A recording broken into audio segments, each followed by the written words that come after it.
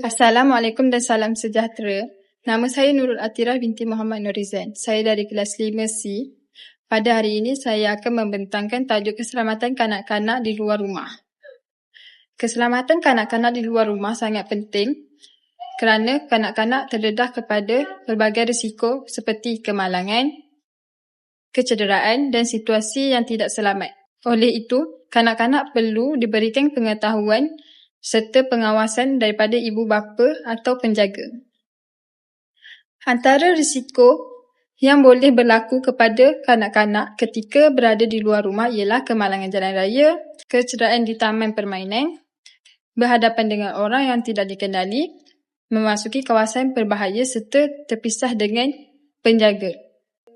Ketika berada di jalan raya, kanak-kanak perlu berjalan bersama orang dewasa dan melintas di tempat yang sesuai. Mereka perlu berhenti dan melihat keadaan sekeliling sebelum melintas. Kanak-kanak juga tidak boleh bermain berhampiran jalan raya serta perlu mematuhi lampu isyarat.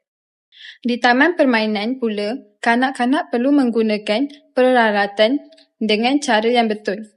Mereka perlu menunggu giliran, tidak menolak atau mengganggu kanak-kanak lain. Kanak-kanak juga perlu berhati-hati dan memberitahu penjaga sekiranya berlaku kecederaan.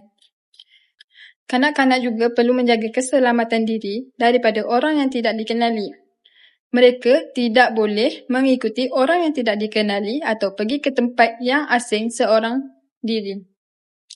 Jika berasa tidak selamat, kanak-kanak perlu segera memberitahu ibu bapa, penjaga atau orang dewasa yang dipercayai. Kesimpulannya, keselamatan kanak-kanak tanggungjawab kita bersama.